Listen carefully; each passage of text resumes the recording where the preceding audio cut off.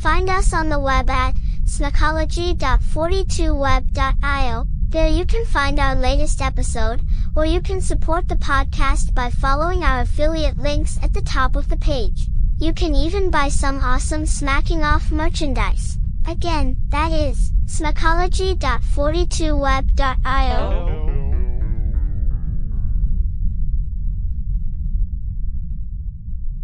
We're here at Commonwealth Stadium, representing for the Kentucky Wildcats, right against Georgia Bulldogs, right? And I'm live here, and there's fun and excitement going on. I know you can see that. This is Smacking Off, the podcast. Hi, we're Fiverr, a global marketplace connecting individuals and businesses with freelancers offering thousands of digital services. Graphic design, web development, video editing, e-commerce marketing. You name it, there's a professional freelancer ready to make it happen.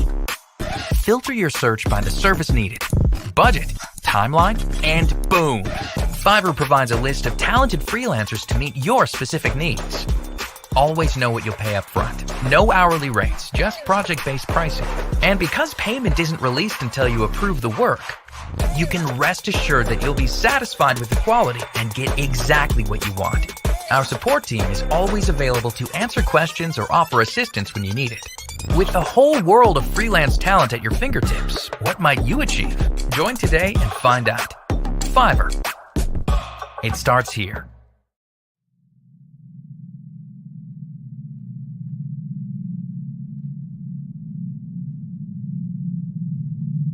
He would be so scared to see me. Everybody thinks we was doing this shit, doxing motherfuckers. Nah, they came at us first. I got a fire raging in my front yard. Oh, why did you set your front yard on fire? Are you drinking anything? Smacking off the podcast. Fuck your city, dog balls. Because fuck authorities.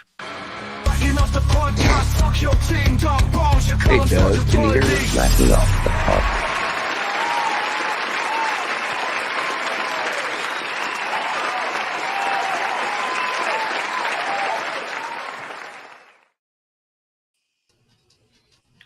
What's up, guys? What's up? How's everybody doing? I'm good. Living the dream. Where is Ed? Ed is always so prompt that it makes you worry when Ed don't show up 15 minutes early. And I'm here on time. I was here early. You are, because you know why? Because you're excited about a game tomorrow. Are you not? And I don't have to work. So. Well, for those about to rock, we salute the stars aligned. So, all right, then, all right, everybody. So, Mr. Devine, hold on. I got to go ahead and throw this out there before I forget. Mr. Devine is in College Station, Texas, right now, awaiting the Notre Dame and Texas A&M kickoff tomorrow. Hallelujah! That's fucking awesome. It is. Hell yeah! Yeah, we were supposed to sing. Go ahead, Bob. Sorry about that. We were supposed to sing Kentucky and Georgia a few years ago, and he had a work commitment, and then he went ahead and gave me the tickets, and he had an extra one even, and I took my granddaughter, my son, and we had a big time. But I owe him one, so me and him's trying to put. So something together. tell me this, Bob. Is that where the commercial came from that ran a minute ago? Yes. When you were in the parking lot?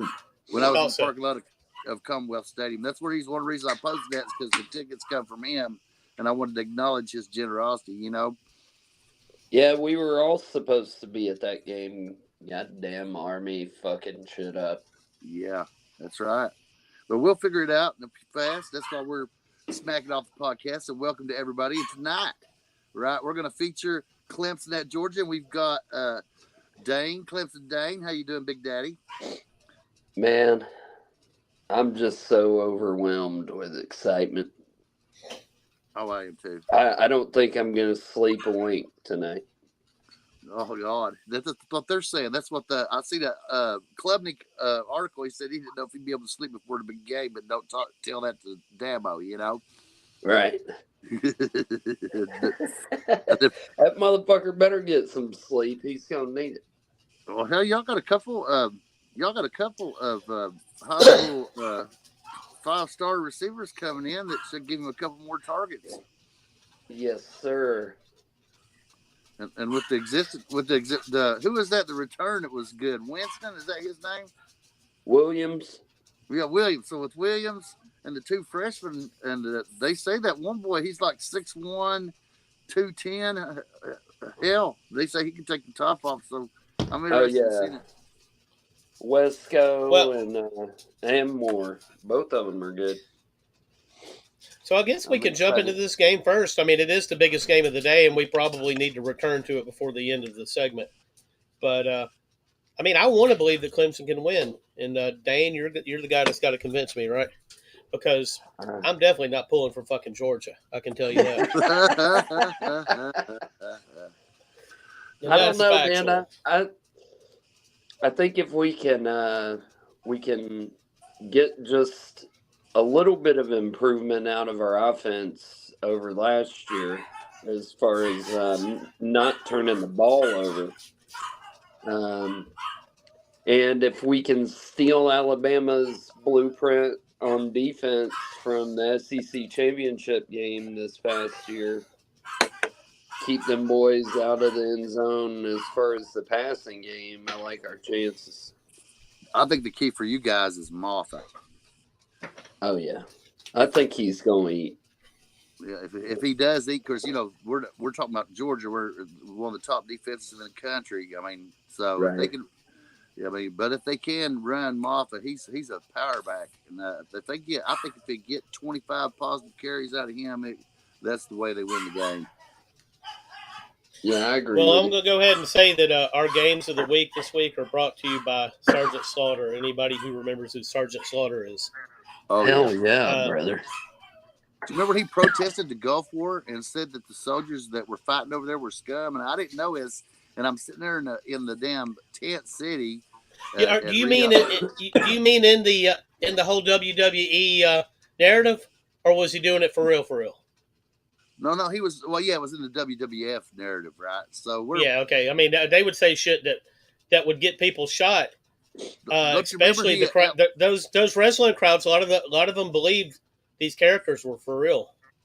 Oh, they wanted to kill him, and he allied with the Iron Sheik, if you remember. And the Iron Sheik, that motherfucker. Yeah, so I'm sitting there in the mess tent in Riyadh, in the big tent city, and this comes on AFRTS. There's one TV in there, and I thought 200 people wanted to kill a man, right? And these were people that was willing to kill a man, right? So there was 200 people in this tent that wanted to kill one human being, and his name was Sergeant Slaughter. You know what I'm saying? So, real quick, I seen something on the Iron Sheik, and it actually applies to this. He had lived in America. I think he used to be a Olympic wrestling coach, if I'm not mistaken, for Iran. But he ended up seeking political asylum in the U.S., and he could not stand that role because he loved being in America, and he loved America, and it just irritated the shit out of him that they wanted him to play that role, and he did, but his heart wasn't in it for sure. I know 2 Arab professional wrestlers, and their real names is Francis. I don't know how to pronounce their last name. was Francis and Eli, and they own all the Shell stations around Lexington, Kentucky, and Nicholasville, Kentucky. And them guys are super rich, and they were both pro wrestlers. They got fingers like sausages, and they were in cahoots with another close friend of mine. They called Nut House Fargo, who also went on the road. Another guy, and them guys did like every like National Guard armory in the damn Mid-South. You know, Man, that's irritating. You just don't find people named Nut House Fargo anymore, and that's sad, isn't it? Yeah, he had a brother too, and they had an act, and his brother died, and then he started. Billy Blevins, my friend, started playing his brother, you know, and they. But Nuthouse Fargo was old by the time I knew him. I mean, he might have been 60. You know what I'm saying? That was his wrestling name. Yeah, and he was laying block when I met him, and oh, that's a good way to get. I mean, that's as good as working out in the gym. Shit, that's way better actually. Oh yeah, I was in jail. Because you got to lift a mother. I mean, ain't nobody got time to lift one with two hands if you're actually laying block. You're lifting them by that middle web with one fucking hand. I've done it before, but I didn't like it. Back breaking shit right there. Yeah. Doug. I didn't know you were a badass, Doug. No, I'm not. I have laid I've laid block, but not like a block layer would. You know, I mean, like 80 in a day, not 800 in a day. Do you know what a hod packer is? A what? A hod packer. Never heard that term. What is it? The hod is a thing you put on your shoulder, and you can either put stack block or brick in it, and then you set. The hod packer's the guy that provides all the block and brick for. Yeah, I know what you're talking about. I've never heard it referred to as that. Yeah, that's what they call it here in the mountains, and then I still don't know what the hell he's talking about. That's the guy that puts all the just a whole lot of fucking paraphernalia for some shit you don't ever want to fucking do, man. I hate fucking blocks. Oh, I've done a bunch of hod packing, dude. It put me right in shape. That's something I didn't want to get good at. And that's kind of an effort it's going to take for Clemson to beat Georgia, is a hod packing level of effort, guys. You know what I'm saying? Because Georgia is their recruiting hadn't fell off.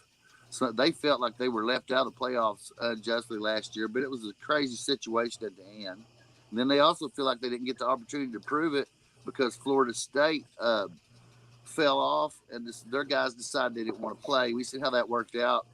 All the esprit de corps they had in their loss against Georgia Tech. But now Georgia's wanting to show that they're the number one team in the country. Clemson's if you look at who's the coaches that are still out there that's won national championships in this game, that's 4 national championships right there recently, right? So I think Kirby Smart really wants to crush Clemson, and they're at Georgia. So to me, Clemson's got to smack them in the mouth early. Are these the only 2 active college coaches that have national championships? No, Mac Brown's has one. Oh yeah, Mac. Okay. So that's 3 that I know about right well, there. They're the only 2 with multiple active. Yeah, Max don't seem very threatening, does it? No. I didn't feel he needed to get the first one. Max he's starting to seem a little bit like Joe Biden to me. If you know what I'm saying. Oh, yeah. I don't want to get political or anything, but he might be too old, is what you're saying. I think Mac is. I think Mac's a good coach, but I think it's just an indicator that if you hang around Texas long enough, and you can deal with the fucking politics there, and that's what Mac was able to pull off. You can win a championship. Oh yeah. I don't think that Mac was ever. I don't think he was a threat to win multiple championships. Well, I mean, he had a shot at it. Yeah, he did. But I didn't feel like he was when he fell off, and he fell off right afterward. He wasn't coming back to that place after the Alabama Texas game, and I think Texas went ahead and ran him off because you could see the writing was on the wall. He couldn't keep the assistants in place. Yeah. After that, I never felt. I mean, that's what happens. That's what happens. It's like a lot of people think that these guys, they just get so old and they hit this point where their brain's just not working and they just can't coach like they used to. But typically how it goes down and it went down like that for Mac Brown. Is you just can't retain, you can't keep the assistants in place, and Saban was having that problem. To be It completely was honest, happening to Saban. I felt like yep. last year. And he really overachieved during that Did. period. Is that he had so much turnover on the staff, and he still kept it very relevant. But he's seen the writing on the wall, and I mean, Well, you and I can don't take it for think that whatever. I don't think he felt like the direction college football is going right now, it was going to be sustainable. It just wasn't what he signed up to do. You know I what don't I think mean? it's going to be. I don't think it's going to be. I think he's correct. But you know, if you come at that from a lot of the Saban haters, and they'll be like, "Yeah, Saban, as long as the rules were benefiting him, then he loved it." But I think it's bigger than that. What Saban's talking about, and I think people will figure it out before it's Well, all said and Dabo's done. been There's saying definitely it. going to be. He's been preaching it. I don't think Dabo's going to be around Clemson much longer because, you know, people like to say, well, he said when they started fucking paying the football players, he was going to go find something else to do. Why hadn't he done it? I think it might be coming. This just, the game's changed so much, man. I don't Yep, know. I don't know. If There's no if way to I put weren't that. such a diehard fan, I probably would have quit watching a couple of years ago. You know what I mean? Yeah, you're not going This to get took. that genie back in the bottle at this point. No, it's There's no illusion unfortunate. of purity. There's no illusion of purity anymore in college football because of all the money Absolutely involved. none. And you know the titanic struggles between regions, between local rivals, and so forth have been diluted by the size of the conferences and the lack of regionality. Right. It's in the name of money, but look at Hats the off to the SEC for keeping their regionality, man. They've done it the right way. yeah, I'd agree with that. And but now here's what we are going to get out of it. And I agree with you, Doug, that this whole system is unsustainable. But here for a short time, we're going to see maybe almost a glory era of college football in terms of who is actually playing each other because of Right. these super conferences and these kind of schedules. And Doug, I see the list here. Hey, Bob, you trailed off. I didn't hear that last part. I said because of the super conferences, we're getting lots of great matchups. But I see your list here, Doug, and I think there's one game that we probably should add it to it, and that was Alabama and Western Kentucky. And the reason I feel that that's a compelling game is Western Kentucky blitzed more than any team in the country last year, and over 50% of the time. And the fact of the matter is Jalen Milroe. The stat on him is he held the ball longer than any Division I quarterback last year of all teams. So we got a guy now. He's got great escapability. He's a physical specimen. So we got a guy. Somebody's going to try to chase him around. Now, do I believe West Kentucky can beat Alabama? No, but I think it's a very compelling game because we're going to find out whether under Kalen DeBoer that Jalen Milroe has developed the ability to get rid of the football quick and early, or whether he's going to let him hold it. I think that one thing people that statistic may be misleading because Milroe does possess some top flight athletic ability. I mean, he scrambles around a lot and he doesn't always take off and run, which you would expect of someone with that kind of ability. But I mean, he does scramble to throw. I'll give him credit for that. I've seen that several times last season. So I see a lot of Cam Newton in Milroe, and I think at least in the way you could use him, right? Like if you had a video game and you had Milroe, you'd be like, golly, I can do all this with this hell guy. Yeah, just run somebody over for a third one. Oh yeah, it's unbelievable. I think it's a compelling game. Now, how do you feel about that game, Doug? I'm looking forward to the game. I didn't hear everything you said. You were kind of breaking up, but were you talking about Western Kentucky's pass rush? Yeah, Western Kentucky, they blitz on like almost 50% of their downs. Yes. And I think so that's going to be interesting in itself. And they're actually and they're not sorry, what's the words I'm looking for here? They're actually very successful with their blitz. Absolutely. So yeah, it's going to be interesting. It's going to give Milrow a lot of opportunities to make big plays. At the same time, it's going to you never know how that goes down, and that it's possible they can create a turnover or two, Western Kentucky, which is what they would need to be in this game. Oh yeah, because otherwise they don't really match anywhere on the field. Do they match the talent level or physicality of Alabama? I mean, but I mean they have a chance to make it interesting. You got Alabama with a new coach, a new system. You just never know. Western Kentucky's definitely not one of these teams that you line up and you're definitely going to win. Right.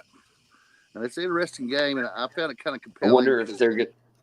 You think they're going to bust out the chrome domes for you? I bet you they do. Those are slick, dude. They do look sexy. They got chrome helmets? Yeah. Actual chrome, though, not like some weird color. It's pretty cool. I'm pretty sure the last time I watched them play was probably versus Alabama, whenever that was. I know Alabama. Are they the Hilltoppers? Is that the Hilltoppers? Yeah. Hell yeah. They beat Kentucky like 7 years ago, and so I mean they've beat Division I teams before, or Power 5. I guess it's Power 4 now. Are they in the American? I believe they are. That's a tough conference, really. It is. If after the Big 12, you got to say the American and the Sun Belt and the Southern Conference are all behemoths. I mean, Southern Miss is playing Kentucky this weekend. That's a team that's pretty good. And you look at then you're looking at Memphis. There's a tough team coming through there. I mean, they just got a lot of. Bob, y'all are real lucky. Y'all are not matching up against Southern Miss of the 1990s. Oh my God! That was a freaking team that during the 90s they beat Georgia and Alabama 1 year back to back. They beat Florida State in late, I think maybe '89. That was Brett Favre, I believe. Yeah, that was a good program, dude. They had a string of really good quarterbacks too. Don't ask me their names, but it wasn't just Brett Favre. There were a couple. I'll tell you what. In the 80s and 90s, Ole Miss and Mississippi State, they just cut them plumb off their fucking schedules. They quit playing them because they was going about 500 against both of those programs. Yeah, I can see that, and they were in Conference USA at that time, and that was an underrated conference, if you ask me. And I really enjoyed a lot of the teams out of that, and a lot of them played around here. They played Marshall there. They had a little series for a while, and it was pretty damn interesting, you know. App State's kind of that program now, I think, or either them or Boise State. App State, Boise State, and then Marshall beat. You know, they just beat Notre Dame last year. Hell yeah! So I mean, anything's possible. But they, and then I'm looking at the list, Doug, and I'm seeing the backyard brawl is back. You got Penn State and West Virginia. Yeah, it's probably the least of the games I've got on this list. I think that I think if you poll 10 people, at least 9 are going to be saying that Penn State wins this game. But Penn State, yeah. But the marquee of this game, like you said, the backyard brawl, and it was a big deal back in the day. I remember when West Virginia went undefeated. I believe it was in '88. They ended up playing Notre Dame for the national championship. This is probably going to be the best West Virginia team we've seen in a decade this year. I mean, on paper, they are. Anyway. I'd love to see them. I'd love to see this be a game, but I'm thinking back to that '88 game, and West Virginia beat Penn State's ass. I believe it was. I believe West Virginia scored 50 in the 50s, and Penn State maybe in the 20s. It's probably when Neyland was there. Oh well, my team's gotten their ass handed to them by West Virginia once. But the thing that's standing out in my memory about this game is right toward the end of the game, and Joe Paterno was in a bad fucking mood, buddy. He was in a bad way. You could tell on the sideline, and a fan threw a smoke bomb onto the field over to the Penn State sideline.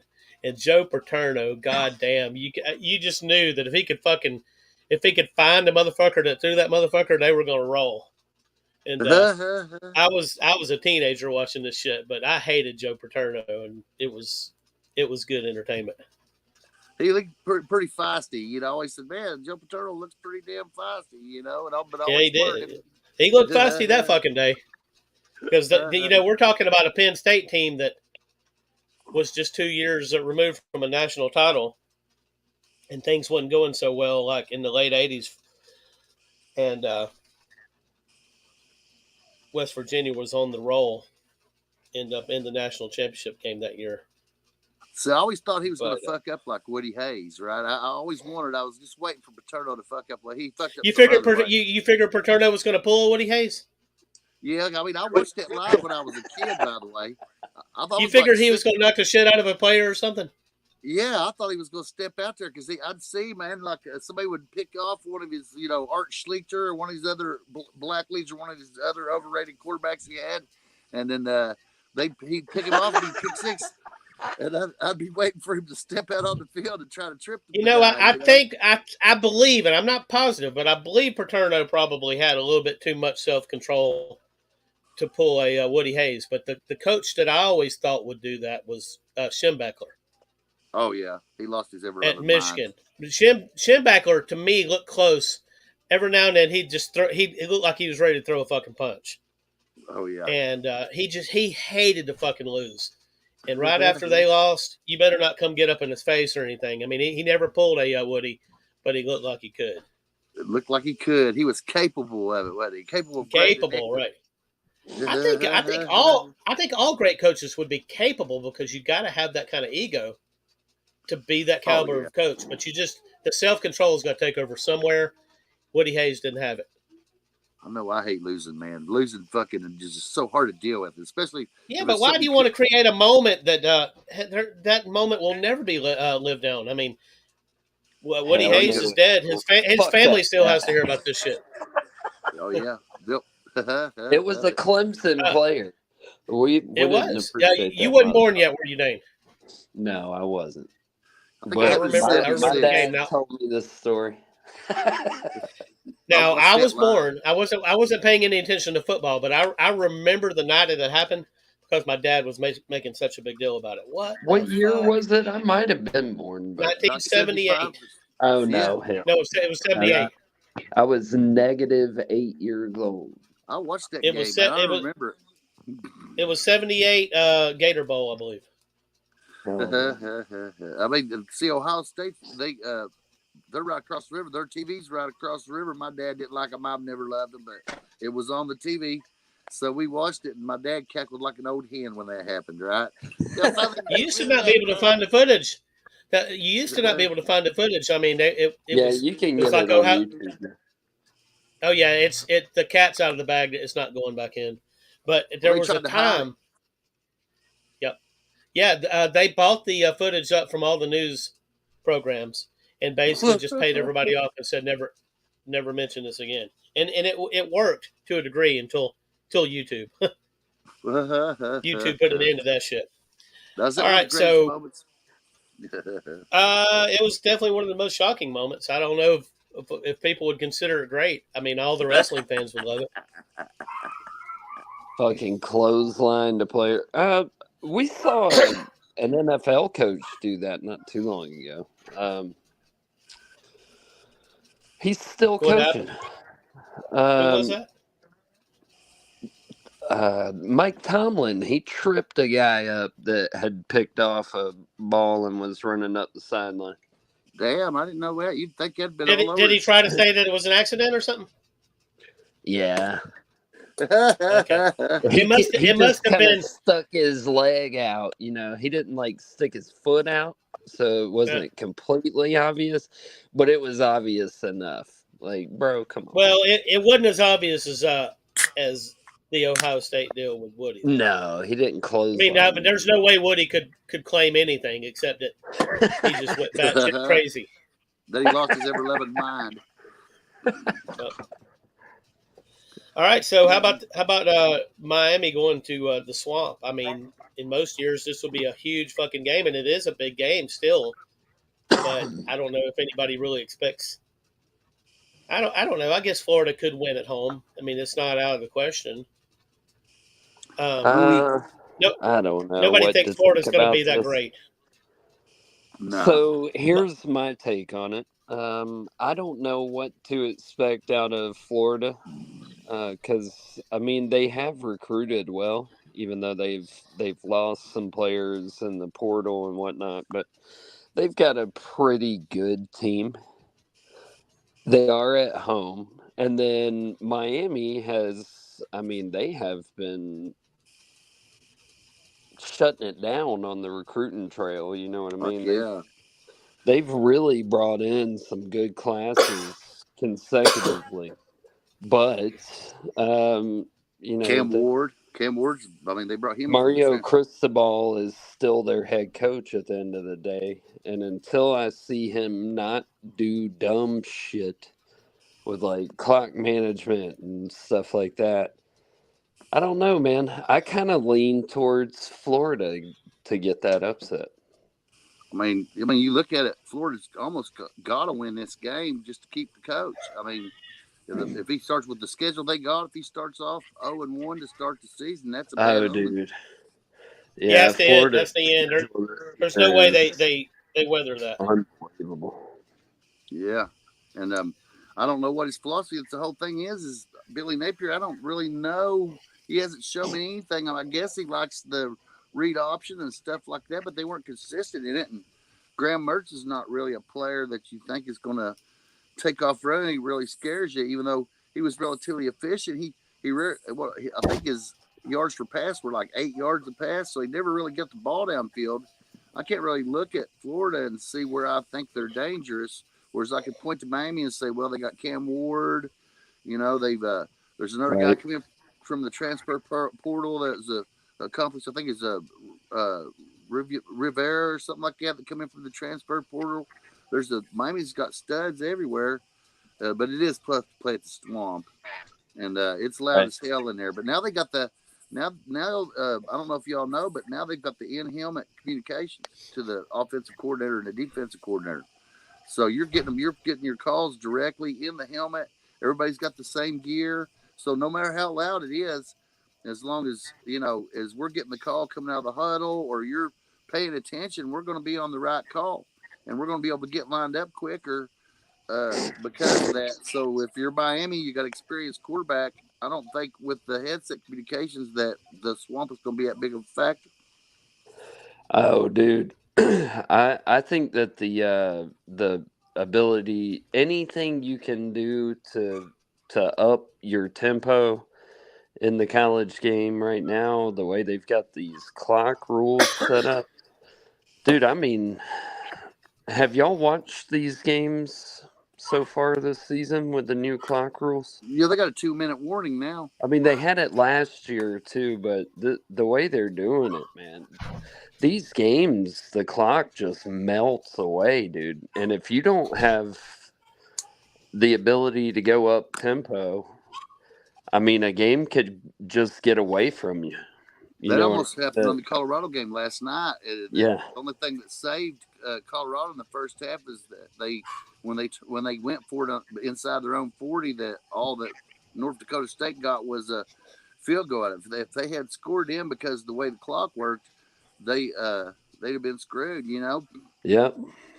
And they so that was the clock. It was obvious. Like I said, it just melted away. Next thing you know, so the game managers and the clock managers are going to have to take more shots downfield. In my opinion, you're not going to just sit there and hold the ball all day long and throw it 3 yards deep. And sometimes you have to score, and they're going to have to figure that out a little bit earlier. Yeah, absolutely. And I thought Dion kind of handled that. It seemed counterintuitive what their offense was doing there down at the end. Because, most teams would just have lined it up, run it 3 times, make the opponent burn their timeouts or whatever. But he went out there to throw the ball because, once he got that first down, it should have been the game was over. You know what I mean? Well, that's the advantage they had, though, Dane. I mean, everywhere else, North Dakota State was stopping them, so they just started throwing the ball deep, and Exactly. that was their advantage, and they finally figured it out. So I thought it was an aggressive move. I'm glad that It was the right move. Yeah. Even though as I was watching it, I was like, what the fuck is Colorado doing? He might have went a little too But far it with it, is makes what you mean. sense.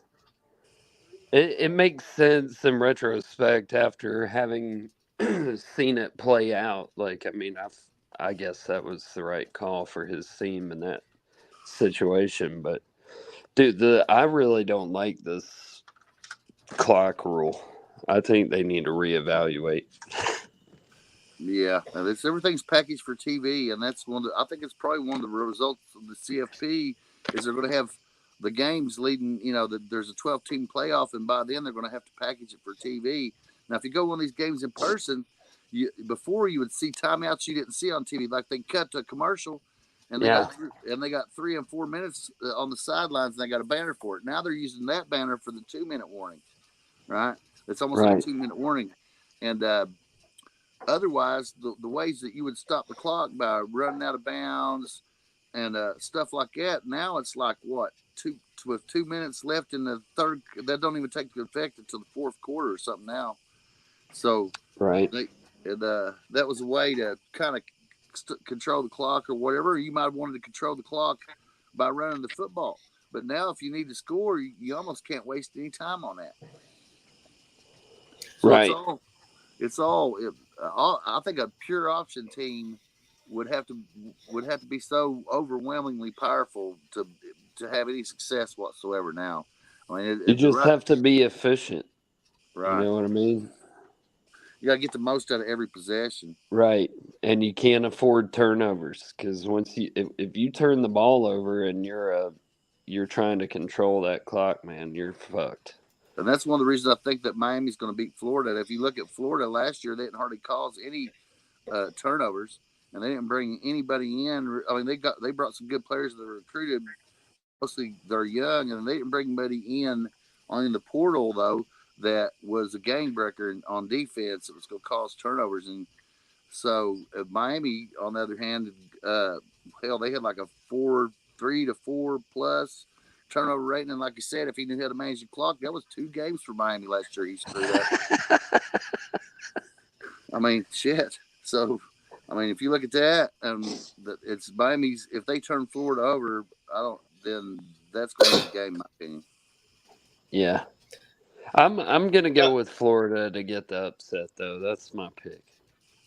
Well, let's wait till the very end to do the score picks. But I feel like Miami's going to win this game, but I won't give my score yet. But how about this Notre Dame Texas A&M game that Sean's at? What's Sean going to see tomorrow, guys?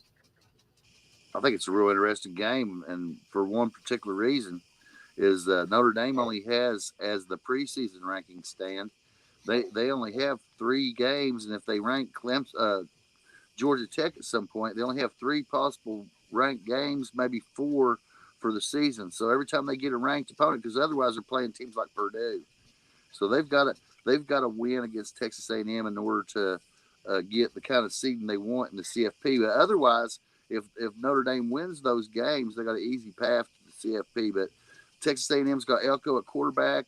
There's the interesting wrinkle of Riley playing for Notre Dame that played for Duke, who was coached by Elko, right? So, I thought you said Elko was the quarterback. No, Elko is the coach at Texas A&M, and his quarterback was the Riley, what's his name, Riley kid that now plays for Notre Dame, and he was a hell of a runner.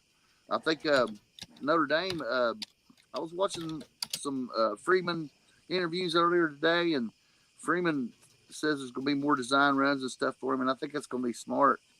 But Elko's a pretty good coach. He didn't have anywhere near this talent at Duke and had a fair amount of success. I'm interested to see what happens. I don't even know how to call that game. I think that Texas A&M's got the edge in coaching, and they've probably got the edge as far as players on the field as well. They're the home team. I'm going with A&M. Not going to give you a score, but I think Elko's a hell of a coach, man. Oh, I do too. I mean, it's hard to win at Duke. Yeah, it is. I mean, and they got some of the same kind of problems that Notre Dame has in terms of recruiting, trying to get players that meet the academic standards of the institution, you know. But now at Texas A&M, you don't have those problems, right? Not at all. And you got all the money you ever dreamed of, and they had a pretty fair recruiting class. Of course, their quarterback went elsewhere, but they obviously he can develop a quarterback. Elko can. We'll see what happens. But his old quarterbacks at Notre Dame, that really last year to me, that was one of their weak. I didn't like the quarterback position at Notre Dame, and I'm excited to see what they can do. And I think the game's gonna be hard to call. That's what I got. Hell yeah. Well, I'm pretty sure that if Sean were here, he's going with his Irish. Yeah, for sure. I haven't looked into either team. I know that Notre Dame is supposed to have some players. I know that that Landon and I believe Landon and Bailey have both said that Notre Dame wins this game. Well, that just A&M at home is definitely for me. It's not going to be a cake. It's not going to be easy even if Notre Dame has a better team. Oh yeah, and that's why Devine went to the game. I mean, you're talking 100,000 seat stadium. It's a real spectacle in there. Now, it's not that Notre Dame ain't used to the spotlight.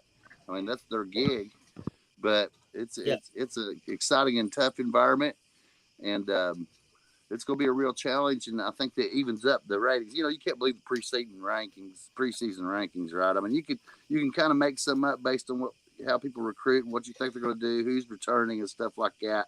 But let's just say that these ratings, just theoretically, that the rankings were accurate. Well, if you're going into the 12th man, it kind of evens all that up, if you ask me. So, you know, I'm interested to see. There's no way that Texas A&M could be worse than they were under Jimbo Fisher. He done less. That guy's a bum, dude. He is. I mean, how can you do so little with so much? I'd like to see Mark. I'd love to see Mark Stoops. He had the best recruiting class money could buy, and they just came out week in and week out and just stunk the joint up, dude. I mean, once him and Saban, and I watched him do it at FSU too, man. Once him and Saban started going at each other, though, I'm pretty sure that after that. Well, he upset Saban. When did he upset Saban? When they had Manziel. It was that back then. That wasn't Fisher though. But he wasn't the coach. Was it the coronavirus year? Yeah. No. Yeah, it was. I think it was 21. 21. I think you're right about that, Doug. And it kind of saved Fisher's job. It did. And after that, it was always a tight game. And 22 and 23 were both tight games. But yeah, nobody did less with more than Jimbo Fisher ever. And you take Winston out of the equation, and he don't even have a national title. I agree. 1,000%. And now Texas A&M has to play Texas again, right? I mean, there's all kinds of justice coming for Texas A&M. I'm loving this. I'm loving all these new conference expansions, but for the SEC, I mean Texas A&M, that's a big deal. You got Oklahoma and Texas part of the conference now. I mean, it's pretty exciting. Oh yeah, it's the fire. It's exciting and new, like the Love Boat. You get to watch Tim Bailey try to figure out what to say about the SEC now that Oklahoma is part of the SEC. Oh, yeah. That's the greatest aspect of all, isn't it? Dude, I cannot wait for that. That is going to be pure entertainment. Which one? Oh, yeah. Bailey. Bailey. Oh, sorry. Yeah, just Bailey in general. Salad that shit up. Alabama, Oklahoma, early November game. That's gonna be fire, with or without Bailey. But Can I Bailey's going just to make say it even one more. thing though? I'm not trying to give Tim any kind of break, but I think that Oklahoma they got the right coach for that move. You know what I mean? I I mean, don't I know agree. I don't. that they knew they were going to be going into the SEC and they needed a defensive minded coach, but I don't think they could have gotten a better one. You know what I mean? I agree with that. No, I mean, And I plus, agree. They're I set agree. up. They're set up for success. Brent's been there for a couple of years before they made the transition. Like I mean, it's I just it's a great program. It's a great national yeah, brand. absolutely. But And I yeah, think they're better off with Brent than they are with Lincoln Riley. oh yeah, for oh sure, yeah, because he's they didn't have definitely any more defense. grounded in what Oklahoma's capable of, I believe, with their Absolutely. talent. With their recruiting base. I mean, they've got Texas, which is Oh yeah. more than Nebraska has these days. Now, But that's a game. anyway, Another game I don't see on your list that's interesting is Sunday. USC and LSU are playing. oh shit, man, I hated to diss LSU like that. That was a Damn, great they really should have been on segue. the list. Lincoln Riley. What a bitch, dude. They've been trying to get out of the LSU game for real. Is that real? I heard about that, No, but I keep hearing that.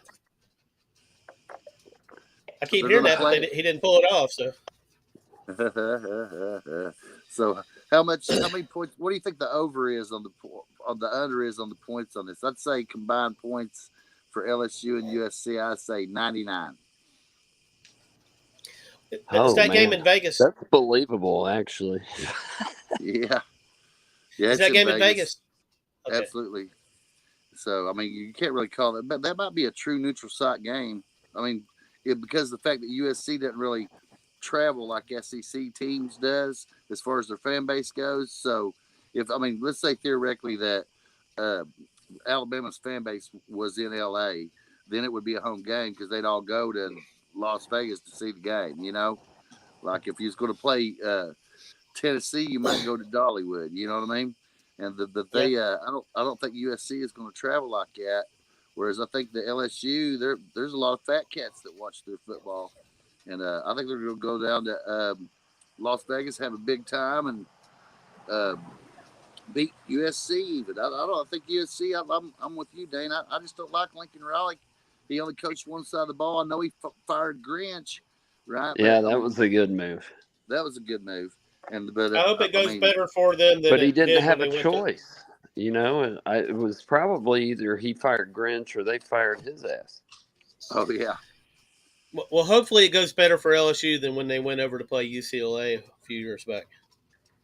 Oh yeah. No, LSU's coming in with a new defensive coordinator too, aren't they? Their defense has been kind of lackluster. yeah, that's why I picked the.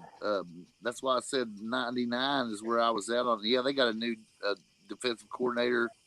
I don't But know. both teams have good players on that side of the ball, so maybe it's just whichever one's coordinator is, coaches the best game.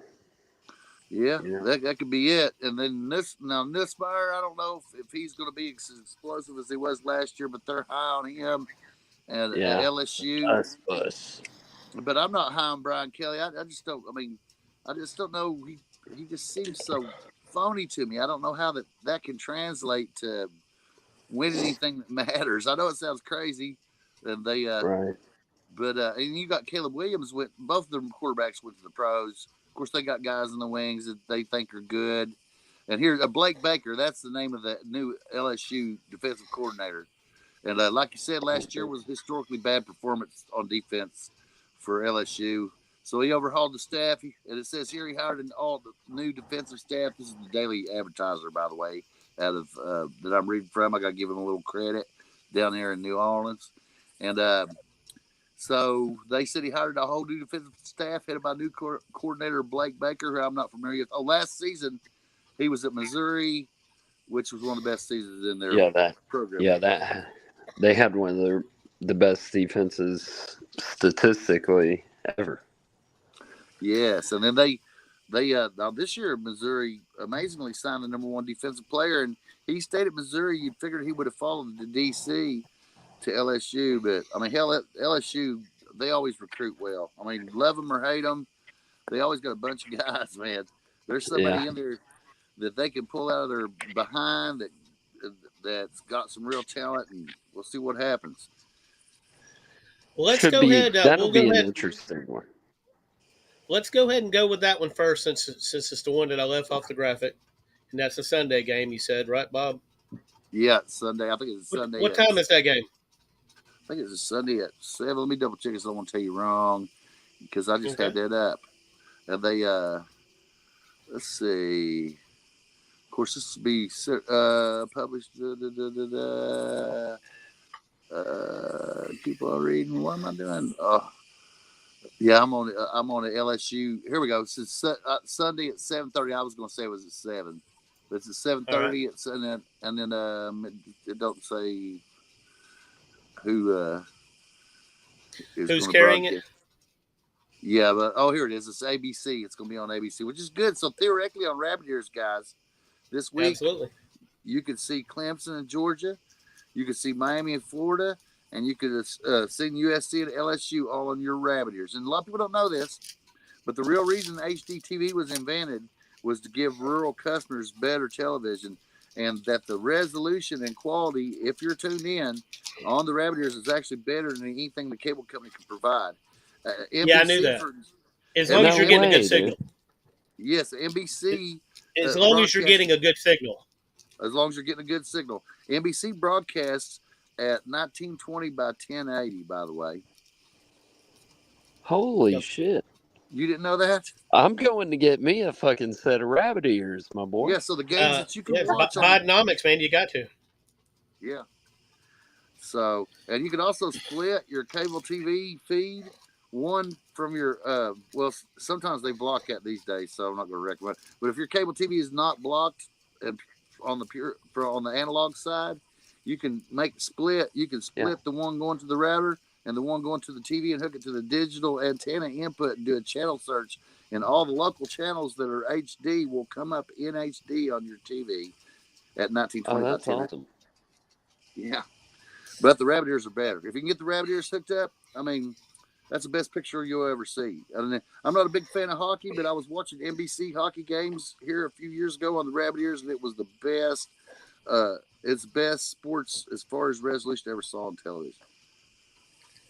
This is right up there with making crack rock in a fucking Copenhagen can. I forgot to tell you. I forgot to tell y'all about that. Facebook took that video down, Bob. Oh, really? Why? Because of the crack rock? It violated their. Yes, they did. It's still up on YouTube, though, but it's been taken off of Facebook. Wow. Oh, my God. I forgot to. That was like a month ago. I forgot to tell you that, Bob. Is that why they settled with me for? Well, that was over 2 years ago that they settled me for $2.39. Yeah, no, it wasn't over that one. Okay. I didn't sign up for it, so I didn't get it. I thought that I deserved at least something since they tried to shut our whole culture and college football smack down. I just felt that we should have got something out of it, even though they didn't allow us to really bring it back to the level it was. I mean, I don't know if there's ever going to be a Paul Garner fight here live, but we'll try to have one. Yeah. All right, guys. Well, I'm going to go with USC. I'm going to say USC 38, LSU 35. And I know nothing about these teams except that I fucking hate LSU more than I hate USC. and LSU's got to travel a little bit further, a lot further. And I don't like LSU's coach. I don't like LSU's coach either. I just I'm in the minority here. I like Brian Kelly. That's weird. I'm probably in the minority everywhere with that opinion. What's your score? I guess I'll go. I'm gonna go LSU 51, USC 48. That's almost identical to what I was going to do, Dana. I had LSU 50-49 over USC. That's what I had. Whoever's got Damn, the we break all seem to believe this is going to be a good game, right? I think it's going to be a great game. Absolutely. Yeah. All right, so I think it's a ABC, good the matchup. 5 people that have watched over tonight and heard this, we're sending them your way. So we need to get a little kickback here, right? That's right. We've definitely sold this game, right? That's right. We're Absolutely. game. All right, so I guess we'll go backwards here. How about Notre Dame at Texas A&M? Well, hell, in honor of Sean, I'm going to say Notre Dame 21-20 over Texas A&M. I'm going to go the other way, but I'm going to keep the score. Let me have A&M 21-20 over Notre Dame. I'll take Notre Dame 30, Texas A&M 20. I think Notre Dame gets ahead and stays ahead. Hell yeah. All righty. I can see it going that way. Yeah, I can see it going that way. But I think Texas A&M might try to grind them down.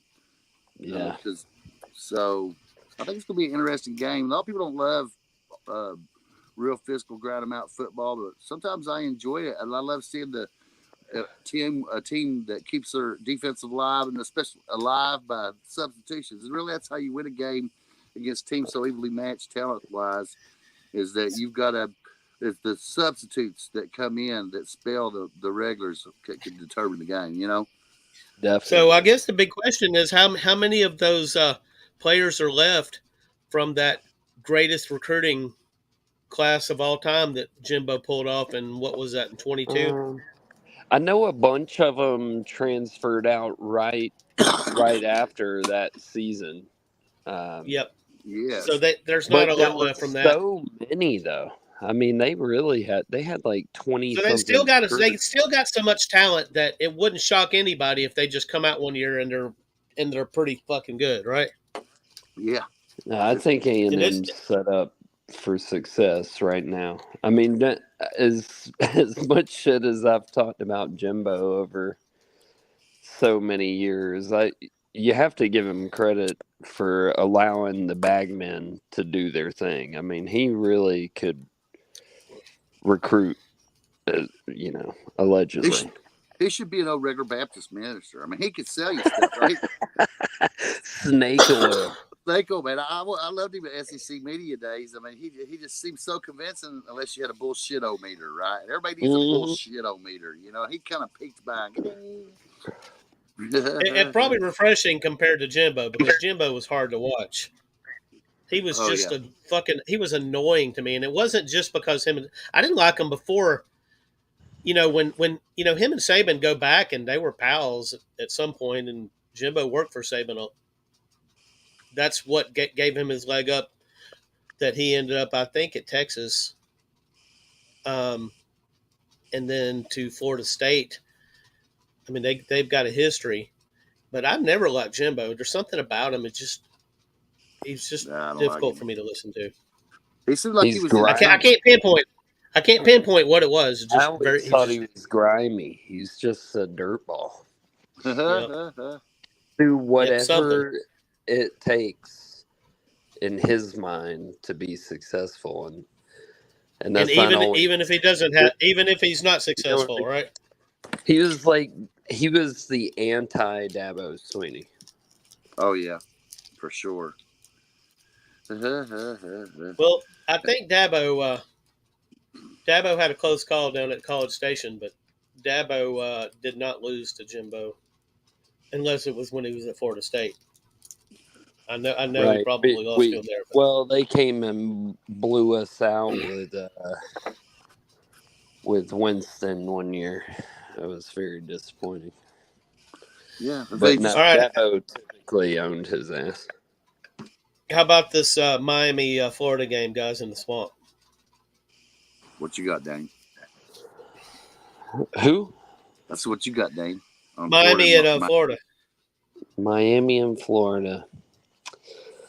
Dude, I gotta go with Florida. I think that Miami has the better team, but they're going into the swamp, and I really don't like Billy Napier either, but Mario Cristobal, the guy he, I don't know, he looks like a kindergartner out there with high school kids.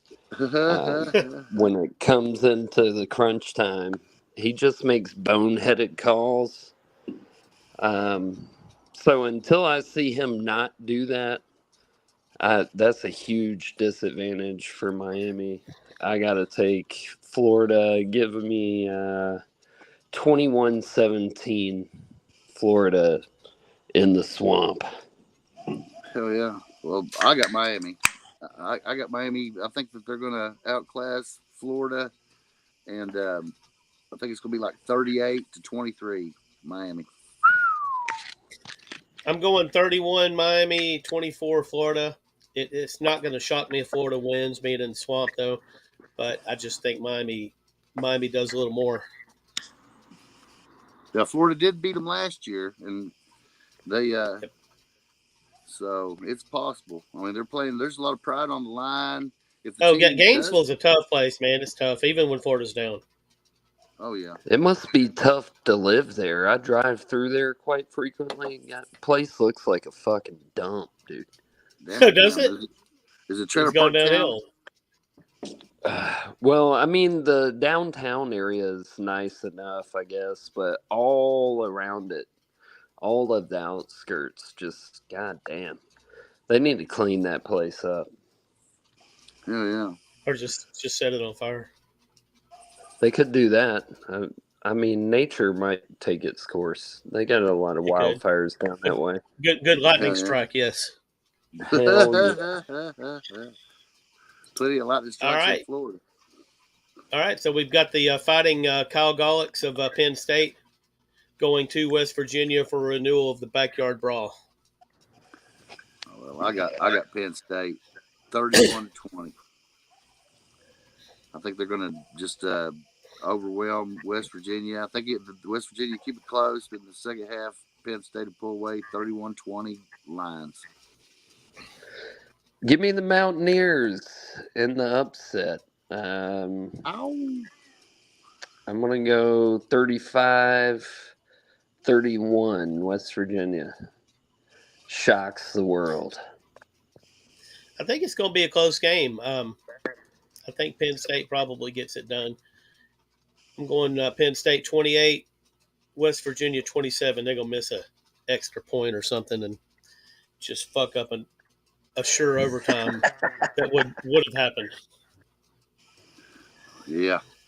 All right. Game of the day. It's got to be game of the day. These are the two highest ranked teams playing. We got Clemson going to the hedge between the hedges to play the number 1 Georgia Bulldogs. So I'll tell you what, Damien want to fish this, so I'm going to go with it. I got Georgia 24 to Clemson 23. Ooh. Man, so I don't want to put a score prediction on this one. I feel like that's bad luck, but I'm gonna do it. And there's just too much Clemson in me to say that Georgia's gonna win. So I've got to pick my Tigers in the upset. I think it's actually going to be a good game. I know a lot of people aren't really giving Clemson much chance, but I think our offense is going to be improved. And I mean, just a little bit of improvement's all that I feel like we need. I don't feel like we need to go out there and throw for 500 yards or anything like that to win. We just need to cut down on errors. So I'm going Clemson 31, Georgia 28. That's your lock of the week, boys. Man, I would love to see Clemson win this game and if they do, I'm going to be ecstatic, even though I'm not going to pick them tonight. I'm going with Georgia 24, Clemson 10. Hell yeah. And it's not what I want to see. And if I'm fucking wrong, I will come on next week and I will celebrate the fact that I was wrong. Well, hey, Because if you are right, I do not want to. I make $100. Landon Beeman If I'm right, bet me 100 and gave me 21 points. Can you believe that shit? That's disrespectful. Damn it, Jim. That is disrespectful as hell. You should have took it because I don't believe that I did take it. Georgia ain't going to beat Clemson by 21. I just don't believe it. I believe Clemson's defense is for real, and they, like you said, they just need a little bit of improvement. I mean, and Georgia is great, and I don't really see Georgia's the best, man. They're number one for a reason. But they got 2 running backs out right now, and they're getting ready to play a freshman. Unfortunately, though, they're comparing the freshman that's getting. I thought ETN's going to be playing. Oh, yeah, they did say he was going to play with his legal problems because I've seen. So, my understanding is he is going to get a 1-game suspension, but that 1 game will not be Clemson. Oh, well, imagine that. I mean, I expected that. I have not been operating under the illusion that we wouldn't get to see ETN. I mean, I want to see him. Shit. He jumped shit. Let me go ahead and throw this out before we run off. Ed Scrivener has commented, and he said he fell asleep and he just woke up. So all the Ed Scrivener fans, he'll be back rested up next week. I've been there. I hate that, dude. That's the worst feeling in the world when you wake up and you're like, "Oh shit, I'm supposed to be called in." Took a nap. All right, guys. So I'm going to go ahead and go to my kitchen and get my tailgate food ready for tomorrow. I don't know what y'all doing. Oh, yeah, boy. There you go. I'm gonna drink another beer. I'll probably go live on assignment from my my place, so I'll tag you guys. We'll do that. Okay. All righty, guys. Sounds great. Later. No.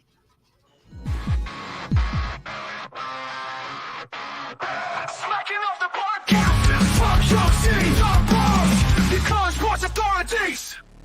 Thank you for supporting Smacking Off the Podcast.